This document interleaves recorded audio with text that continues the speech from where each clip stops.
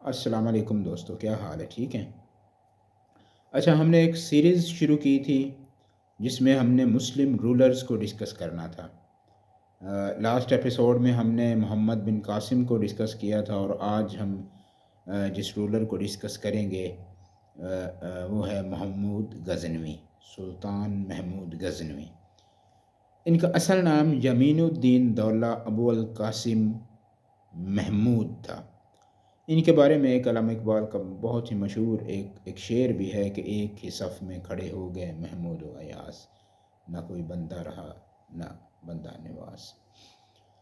تو ان کا جو ایرا تھا، اس ڈیوریشن میں ان کو ایک وکٹوریس رولر کے نام سے مانا جاتا ہے مسلمانوں کے لیے، اور جو ویسٹرن رولرز ہیں وہ اس کو لٹیرے کے نام سے بھی یاد کرتے ہیں، کیونکہ ان کا ایک وتیرہ تھا کہ جس علاقے کو یہ فتح کرتے تھے اس علاقے کے لوگوں سے یہ خراج وصول کر کے، حکمرانوں سے خراج وصول کر کے واپس اپنے علاقے میں چلا جایا کرتے تھے۔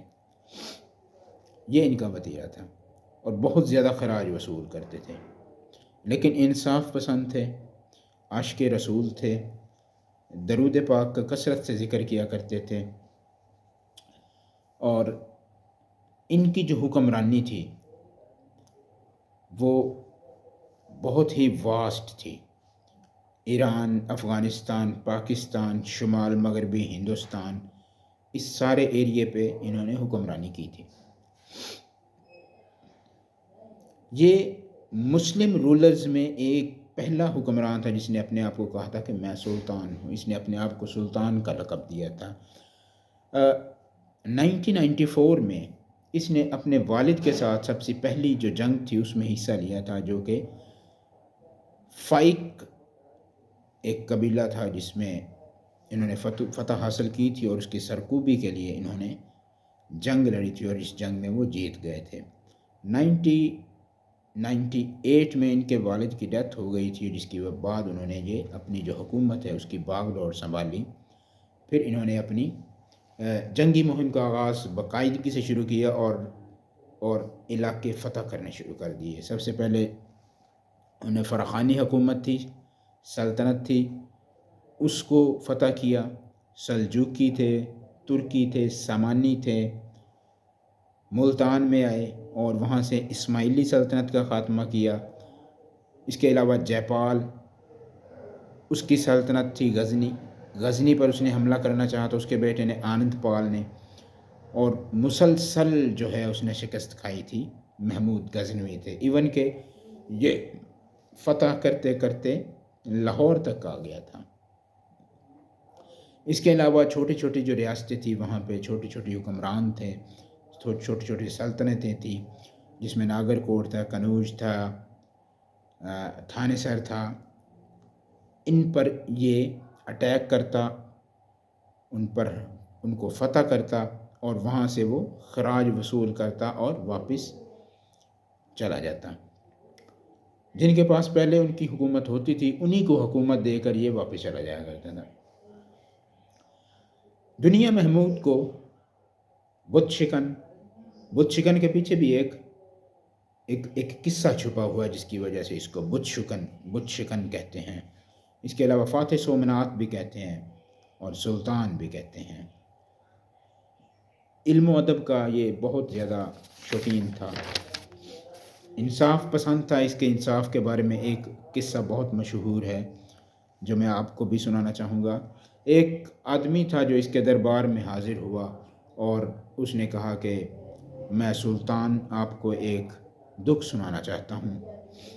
تو سلطان نے کہا جی بالکل آپ سنائیں۔ تو اس نے کہا نہیں، میں ایسے نہیں سناؤں گا، میں آپ سے علیحدہ میں خلوت میں آپ سے یہ بات کرنا چاہتا ہوں۔ تو سلطان نے اپنے جو بھی اس کے دربار میں جو علیحدہ کمرہ تھا وہاں پہ اس کو لے گیا۔ تو اس نے کہا، سائل نے کہا کہ آپ کا بھانجا ہر رات میرے گھر میں آتا ہے کچھ آدمیوں کو لے کر، اور میری بیوی سے وہ قربت اختیار کرتا ہے اور مجھے روزانہ کوڑے مارتا ہے۔ میں نے آپ کے بہت سے لوگوں کو میں نے شکایت کی ہے لیکن میرا کچھ بھی نہیں بنا آج تک۔ یہ بات سن کر سلطان جو تھا وہ غصے سے آگ بگولا ہو گیا اور اس نے کہا کہ مجھے آپ نے کیوں نہیں بتایا؟ تو سائل نے کہا کہ میں نے بہت کوشش کی آپ تک پہنچنے کے لیے، لیکن مجھے آپ سے کسی نے ملنے نہیں دیا۔ سلطان نے کہا آپ سکون سے گھر جائیں، اب جب وہ آپ سے ملنے آئے گا تو آپ نے مجھے بلانا ہے۔ لہٰذا ایسا ہی ہوا اور سلطان نے اپنے بھانجے کا ایک بہت ہی بھیانک قسم کی سزا دی، عبرت کا نشان بنایا۔ یہ اس کے انصاف کا عالم تھا۔ آخر میں جو اس کی جو آخری حملہ تھا سومناتھ کا تھا، اور یہ دنیا جانتی ہے کہ سلطان نے ہندوستان پر 17 حملے کیے تھے سومناتھ کو گرانے کے لیے۔ سومناتھ کو آخری بار فتح کرنے کے بعد جب یہ واپس غزنی جا رہا تھا تو غزنی پہنچا اور وہاں اس کو تاریخ بتاتی ہے کہ ملیریا کا شکار ہوا اور 2-3 سال تک اسی بیماری میں ہی مبتلا رہا، جس میں آخرکار 1030 میں اس کی وفات ہو گئی۔ سومناتھ کا قصہ اس سے جڑا ہوا ہے، چونکہ 17 حملے اس نے ہندوستان پر کیے تھے، وہ بھی سومناتھ کو توڑنے کے لیے۔ سومناتھ کے بارے میں یہ ایک میں بات بتاتا چلوں کہ سو کا مطلب ہے عظیم ہندی لغت میں۔ تو عظیم جب نبی پاک صلی اللہ علیہ وآلہ وسلم نے فتح مکہ کیا اور بت سارے جو تھے وہ گرا دیے گئے تھے، توڑ دیے گئے تھے، تو ایک بت وہ ساحل کے قریب تھا۔ تاریخ میں لکھا ہے، کتابوں میں لکھا ہوا ہے یہ۔ تو چونکہ عربک جو تھے وہ ان کی جو ٹریڈیشنز تھی وہ ہندوؤں سے کوئی ملی جلی تھی، اور وہ ٹریڈ بھی کیا کرتے تھے ہندوستان میں۔ تو آتے جاتے انہوں نے بہت ہی ایک کوشش سے اس بت کو وہاں سے سمندری راستے کے ذریعے وہ ہندوستان لے کر آئے، اور گجرات میں انہوں نے ایک مندر قائم کیا۔ مندر قائم کرنے کے بعد اس بت کو وہاں پہ اس نے معلق ٹھہرا دیا، ایک بہت بڑا مندر تعمیر کیا سومناتھ کے نام سے۔ منات چونکہ بت کا نام تھا، اور سو جو ہے وہ ایک ان کے ہاں مقدس لفظ ہے، تو انہوں نے اس مندر کا نام جو ہے سومناتھ رکھ دیا۔ تو اس میں انہوں نے ایک ایسا عظیم شاہکار انہوں نے بنایا کہ وہ بت جو تھا وہ بالکل ہی بغیر کسی سہارے کے انہوں نے کھڑا کر دیا، جو کہ آنے والے لوگوں کو واقعہ ہی مجبور کر دیتا تھا کہ یہ ایک ان کا خدا ہے، اور یہ کیسے ہوا میں بالکل معلق ہے ایک مندر میں۔ تو وہ اس چیز کو بالکل مانتے تھے۔ تو لہذا جب سومناتھ کا مندر فتح کیا گیا تو جب محمود غزنوی اس میں داخل ہوا تو محمود غزنوی خود جو تھا اس بات کو دیکھ کر، اس بت کو دیکھ کر حیران ہو گیا کہ یہ کیسے معلق ہوا ہے۔ تو اس کے ساتھ البیرونی تھے، البیرونی ان کے بہت قریب تھے۔ تو البیرونی سے انہوں نے پوچھا کہ یہ کیا معاملہ ہے؟ تو البیرونی نے دیکھا اور البیرونی نے کہا کہ آپ ایسا کریں کہ بت کی ایک سائیڈ اوپر چھت کی طرف سے آپ کچھ اینٹیں جو ہیں وہ سرکا دیں۔ تو بعد محمود کے حکم سے اس کی تعمیل کی گئی، اور جب انہوں نے اینٹیں ادھر سے تھوڑی سی کھسکا دیں، نکال دیں، تو دیکھا یہ گیا کہ جو بت تھا وہ اپنی جگہ سے تھوڑا سا نیچے آ گیا۔ تو انہوں نے کیا یہ ہوا تھا لوگوں کو دھوکہ دینے کے لیے کہ یہ ہمارا خدا ہے، تو انہوں نے میگنیٹ کی جو اینٹیں تھی وہ لگائی ہوئی تھی، اور اس کے اوپر جو ہے وہ انہوں نے پینٹ کیا ہوا تھا، لہٰذا کسی کو پتہ نہ چلے۔ تو اس لیے جو بت تھا وہ میگنیٹک فیلڈ کی وجہ سے وہ ہوا میں معلق تھا۔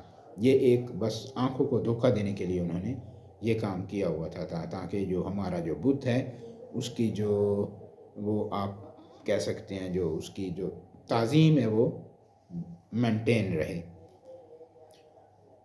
تو اس وجہ سے وہ پھر مندر گرا دیا گیا۔ تو جب محمود انٹر ہوا تھا، محمود خود پریشان ہو گیا تھا کہ یار یہ کیا معاملہ ہے، تو البیرونی نے اس کو یہ ساری کی ساری چیزیں دکھائی تھی۔ تو لہذا جب بت کو توڑنا چاہا گیا تو جو ہندو تھے انہوں نے کہا کہ آپ ہم سے جو کچھ لینا چاہتے ہیں وہ لے لیں، ہیرے جواہرات دولت جتنا بھی آپ چاہو گے آپ ہم سے لے سکتے ہو۔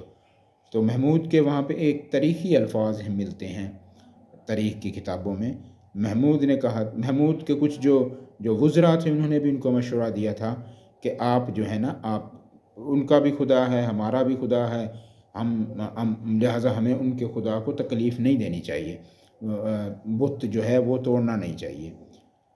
تو محمود نے بڑے ایک تاریخی الفاظ بولے تھے، محمود نے کہا تھا کہ اگر میں اس موقع پہ بک جاتا ہوں تو محمود کو دنیا بت فروش بولے گی، بت شکن نہیں، اور میں بت شکن کے نام سے دنیا میں رہنا چاہتا ہوں۔ یہ ہے محمود غزنوی کی تھوڑی سی تاریخ، ضرور سنیے گا۔ اور اس کے بعد ہم جو ہمارے جو اگلے وکٹوریس تھے، اگلے جو ہمارے رولر تھے مسلمانوں کے سب کانٹیننٹ میں، ہم ان کو ڈسکس کریں گے انشاءاللہ۔